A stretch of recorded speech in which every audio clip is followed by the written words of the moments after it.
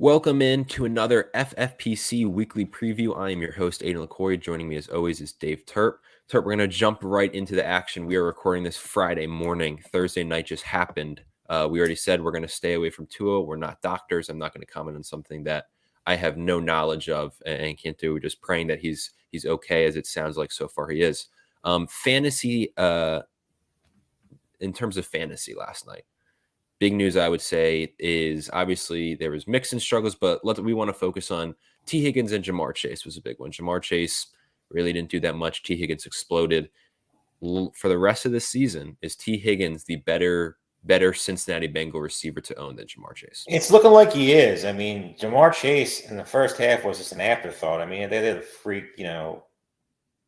receiver when Tyler Boyd threw him the ball, got him, a catch there. Yeah. He looked disinterested. Even when he caught the ball, there was no juice behind it. There was no enthusiasm. There was no nothing. He just looked extremely agitated every time he was out there because watching some of the plays, it looked like he was open even on short passes. And for whatever reason, Burrow wasn't throwing him the ball. And the one time he beat the corner on the outside and pretty much had a touchdown, Burrow threw it out of bounds. It was very weird because, you saw everything that you saw last year with Chase and Burrow, the connection they had, the numbers they put up, especially all the money they won people at the end of the year. And you expected it to continue, but it hasn't. Outside of week one when Higgins got hurt, it's been more of a T. Higgins show. And it's really starting to show that T. Higgins was a little bit of a better value than top 7 Jamar Chase. Will it continue for the rest of the year? I think it might. I mean, I think at the very worst, it's 50-50. I don't think there's going to be, they're both going to have their games, but I don't see the other one. I just think T. Higgins is more of a safer option with the same ceiling as Jamar Chase has. I mean, you saw it last night. Higgins could have easily caught a couple more balls if Burrow threw it right and maybe had a couple more touchdowns. So for the rest of the season, as painful as it is, I think T. Higgins is a slightly better play. Yeah, I mean, this tweet Jamar Chase, but no. I mean, this tweet seemingly goes viral anytime T. Higgins outperforms Jamar Chase, but they've now run, this is Jacob Gibbs on Twitter, so they've run now 591 professional routes simultaneously since Jamar Chase got drafted by the Bengals.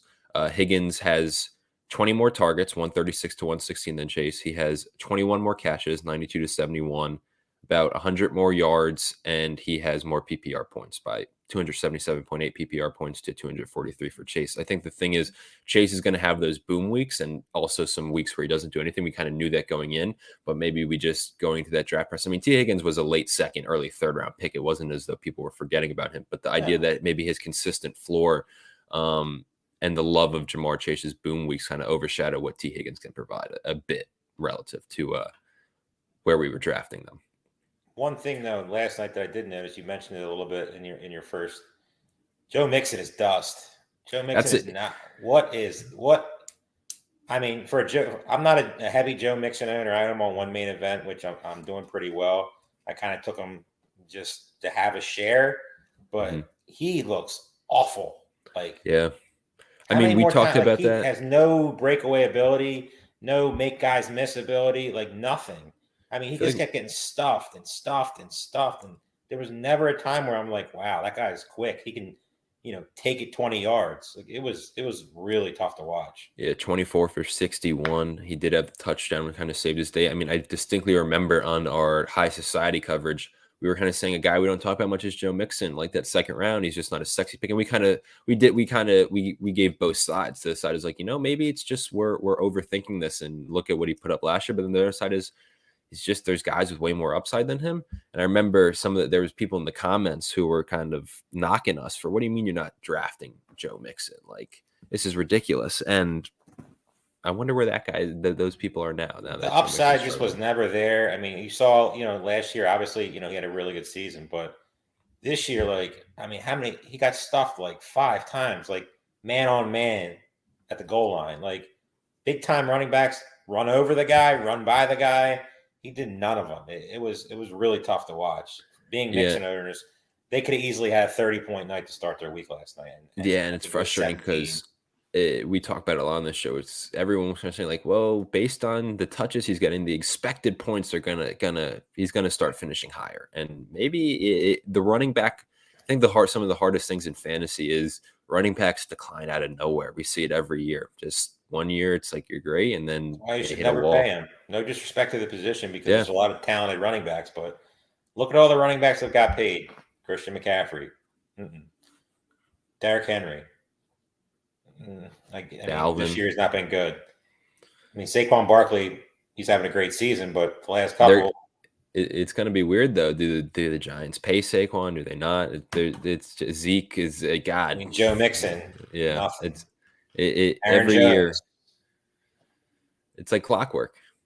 Every single season. There's never. I mean, there's always going to be an outlier, like a guy like Barkley coming back off the the injuries, having a great season, but it's just you should never pay these guys. Like so many injuries. Christian McCaffrey injured, like already, like annoying. Like that's a whole subject. He's been on the injury report every week. We're not going to get into that though. I want real quick before we go into our segments.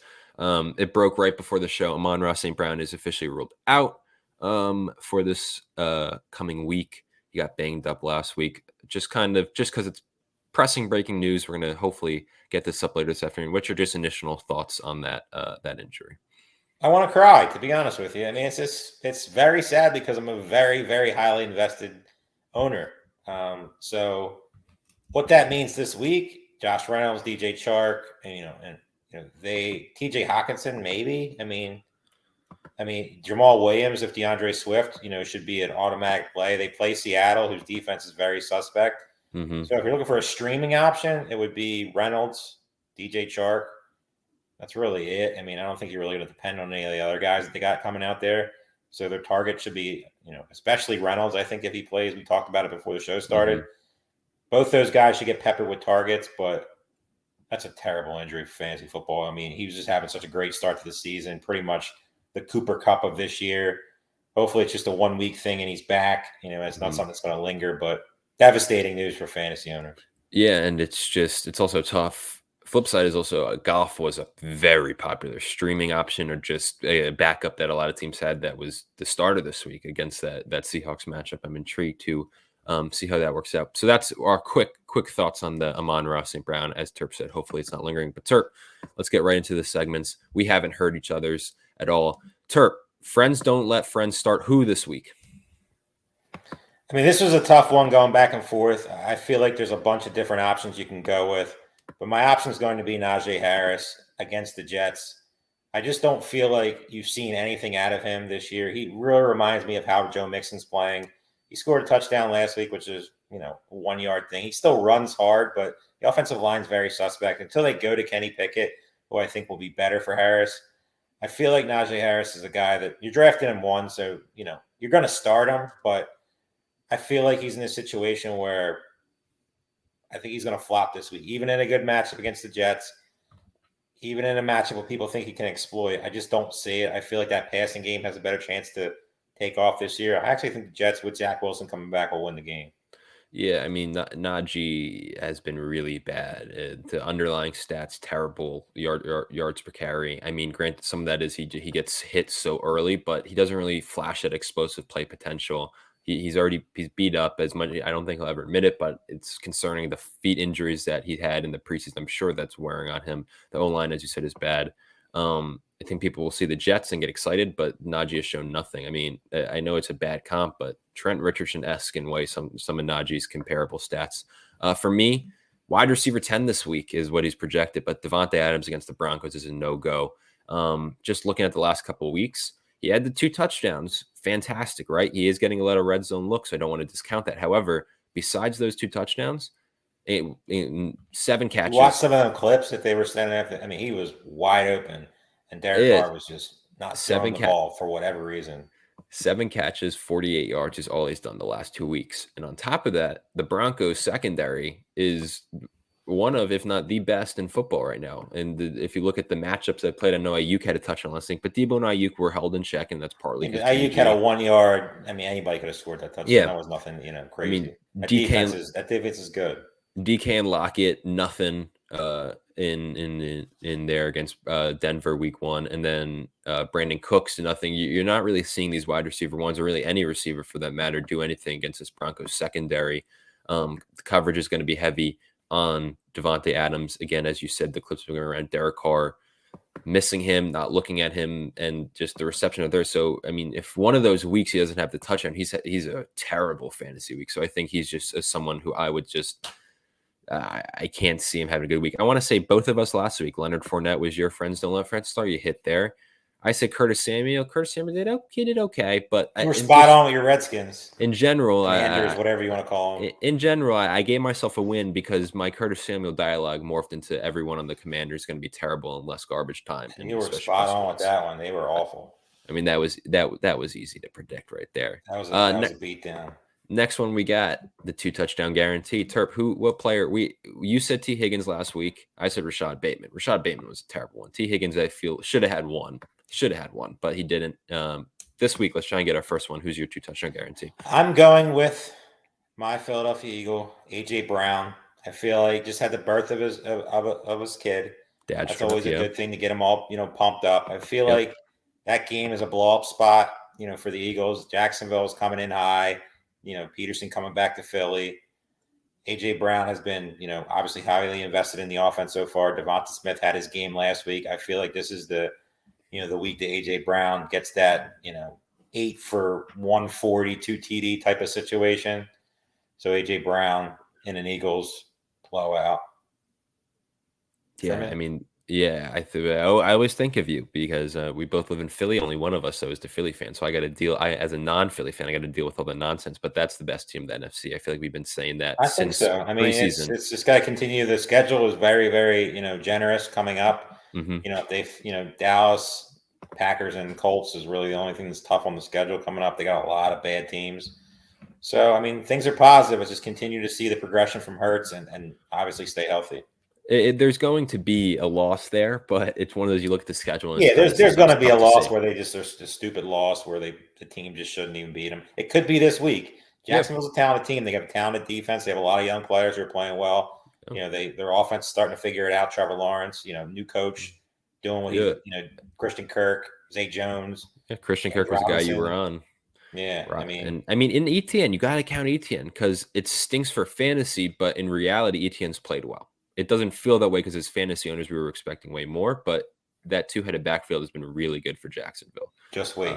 We have something coming up on Travis Etienne. Oh, okay. Well, we'll wait to see. My 2 touchdown guarantee this week, Antonio Gibson against the Cowboys. Simply put, Gibson, he's tied right now 6 in the league total in red zone opportunities. I think teams have really showed, specifically we saw Saquon on Monday night, really Leonard Fournette week 1. That teams can run on the Cowboys. I think Gibson, he's until Brian Robinson gets back, he has been the guy, which has been a pleasant surprise, I'm sure, for people who got them at value. And he's really been getting those red zone looks.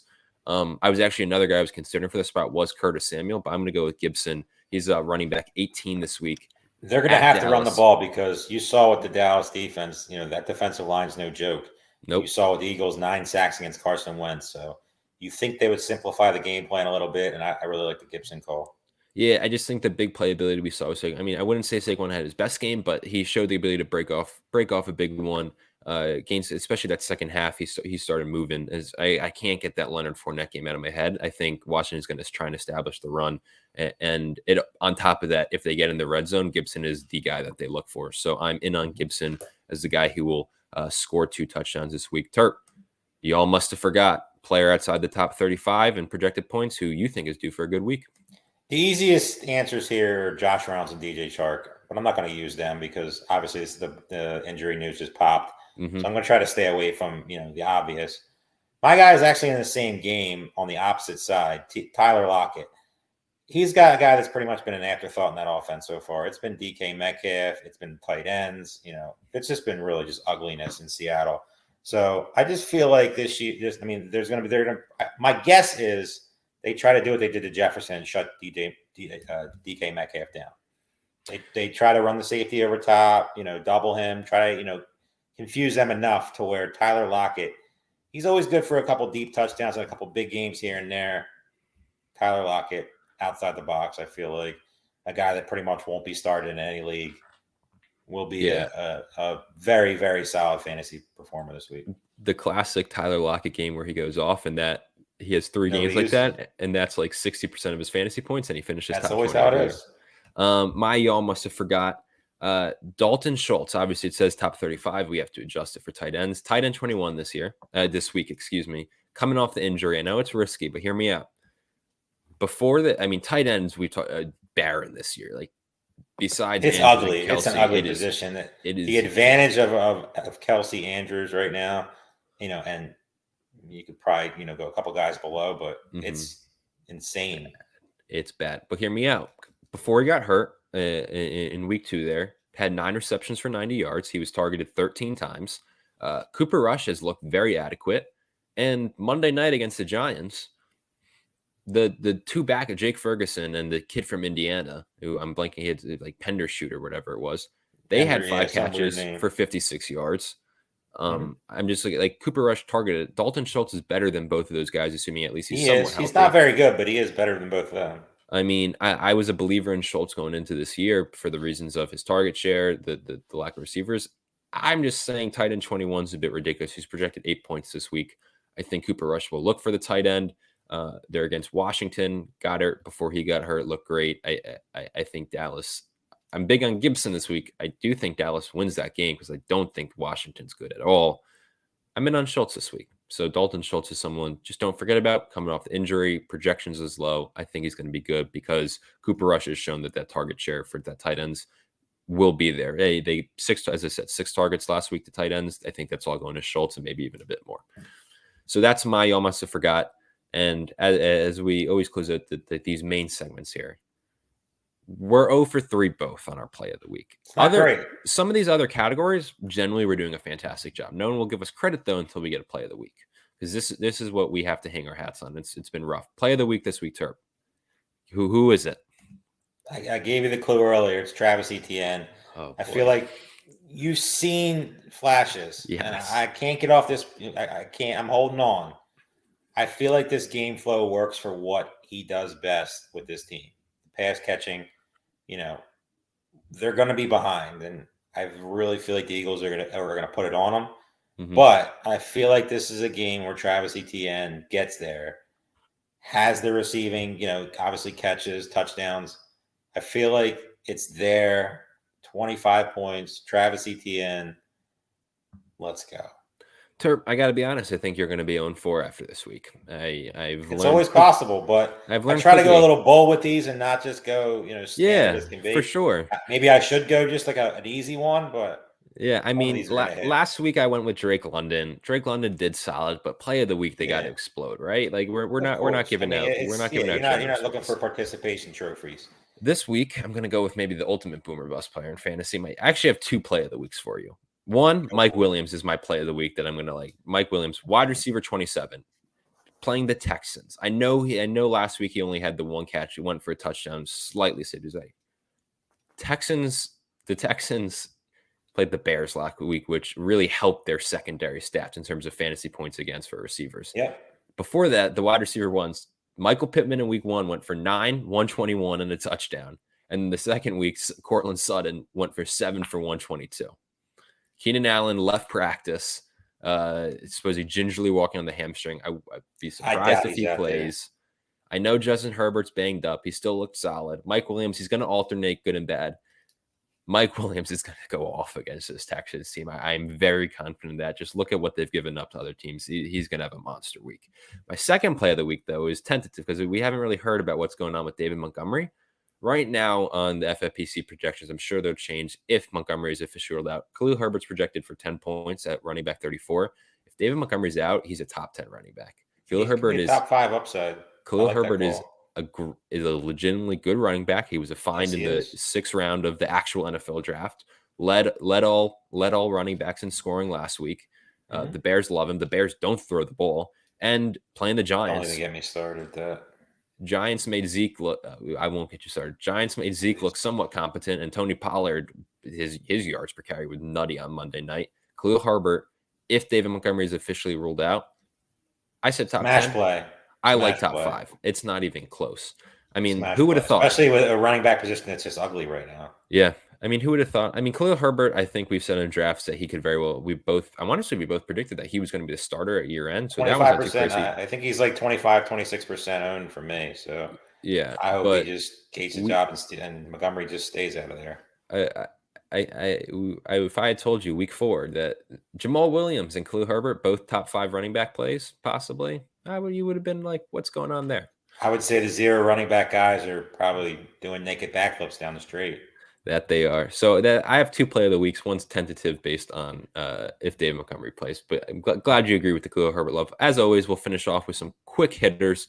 Terp, I'm going to ask you more fantasy points this week, and I think I might know your answer based on one of the ones you gave me. It's Debo against the Rams, who he always kills, or AJ Brown against the Jaguars. AJ Brown. I'm going to go with AJ Brown as well. By the way, we both went 3-2 last week on these. I believe we're both 8-6. Yeah, there we go. That's we'll take that. More fantasy points. Russell Wilson against the Raiders or Aaron Rodgers against the Patriots?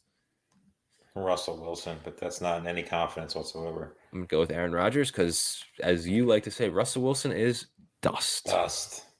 More rush yards. James Robinson against the Eagles or Najee Harris against the Jets? That's not a fun one because, yeah, it's not a fun James one. Robinson, I really don't. I would take neither, but James Robinson. I'll go with Najee just because I think the Eagles D-line. That's one of the ugliest we've had so far. Yeah, I got to make shows you where I think what I think of Najee Harris that I can't even. I got to make it tough on us. More receiving yards. Traylon Burks, your guy, against the Colts, or Isaiah McKenzie against the Ravens? I mean, the coach comes out this week and says we got to get him the ball more. We got to get his hands in space. Oh, that's yippity yap. But I'm still going Isaiah McKenzie. I just don't trust the Titans. I mean, Ryan Tannehill's a bum. Like, that team, it's so frustrating to watch them play football. Like, what are we throwing the ball to anybody but Burks and Woods? Like, they're just clearly better than everybody else. Just stop. I'm going to go with Traylon Burks. Just I hope you win this. I hope you win this to spite you. Your play of the week last week, he breaks out this week. Yeah, I'm sure you'd love it. I'll be so mad. No, you would love it for your fantasy teams. You'd hate it for your that he couldn't have happened last week. Last one for you. Who's going to have more total yards? Aaron Jones against the Patriots or Alvin Kamara in London against the Vikings with Andy Dalton as his starting quarterback? Huge Alvin Kamara fan this week. Huge. So that's my answer. I'm a big Kamara fan. Yeah, I'm going to go with Kamara. I was about to say, but like Aaron Jones, I do think has a very, very good. No, I'm going to go with Aaron Jones. I'm going to go with Aaron Jones. I think that Packers backfield is tough to think, but that O-line has struggled for the Saints. I know it could be a dump down for Dalton, but give me Aaron Jones. That's gonna do it for us, Terp. Any last thoughts you want to give on this upcoming week? Just keep watching. You know, injuries are popping up all over. St. Brown obviously being out. Christian McCaffrey's a huge question right now. Mm-hmm. I mean, you go down the list of some of these guys who are questionable, who might be on the wrong side of questionable. Pay attention, no matter what you got going on the weekend. And of course, you know, Sunday, just make sure you have options because some of these guys who are very questionable, these teams might sit them out. And you don't want to be starting some bum when a guy like Christian McCaffrey's out. So make sure you have, plenty of guys in flexes that are questionable and, things like that, especially for late starts. As always, injuries, it's been a weird fantasy year. Maybe we say that every year, but this year at the start, it's been every position. I mean, yeah, like the running backs, the ones earlier taken haven't really panned out. I mean, outside of Saquon Barkley. Yeah, it's been a weird year. I mean, you have obviously Diggs, Cup, but Jefferson's been bad after that first week one. We could go down the list, and that it'll take us hours to kind of. The advantage right now is a quarterback and tight end, and nobody would ever probably say that because if you have the cheat code in Lamar and cheat code in Mark Andrews right now, you are most definitely leading most of your leagues. And those stacks, Jalen Hurts, guys like that, but like there's plenty of guys who are going to be coming on soon. The Sky Moores of the world, the Traylon Burks of the world. I feel like their time is coming. Hopefully, Kadarius Toney, if he can ever get on the field. I mean, don't cut those guys. Store them on your bench. I know people like to just get crazy, and if 3 weeks they're done, but they're league winners if they get on the field. And I know it's a big if at this point, but don't just cut guys, for average to below average talent. Terp, there's so, like Traylon Burks, we see it. He has been getting looks. He looks good when he's getting it. I feel like we're going to be doing this 5 years down the line, and you're still going to be slamming your fist on the table for Sky Moore after he puts up another no catch season. That this is the year for Sky Moore. I'm going to stay on that bandwagon. I'm not getting off it. I don't understand what Kansas City's doing. I mean, MVS, he's been awful. Juju, Dust. he's had a little bit of moments, but he's still dust. Yeah. Like he does. Like if you actually watch the game, Juju has shown you nothing explosive wise. He shows you, yeah, he can catch the Mahomes balls and run a couple yards, but there's nothing that's like, wow, he's back. Travis Kelce's still good. No disrespect to him. But McCole Hardman, you know what you're getting from him. Give the guy a chance. You see all these rookie receivers, Olave, Wilson, guys that are just tearing it up. I don't understand it on a team that needs the next Tyreek Hill. I'm not saying he's that guy, but give him a chance. 2 snaps, 5 snaps. Like, come on, man. Yeah, I sent Terp down a long winding path. So that, winding path. That's going to do it for us. Next week, we'll be back for our Week 5 preview. And for the first time, we will be covering, we said that we covered the $10,000 buy-in High Society League. We said we kind of been doing updates on it. We wanted to give it a couple weeks for kind of the league to start taking shape. We can see what's real, what's not. We'll be kind of reviewing what's going on in that league, as well as the Bare Knuckle Challenge and what teams are at the top there. That's going to do it for myself. Terp, we'll be back next week. As always, thank you.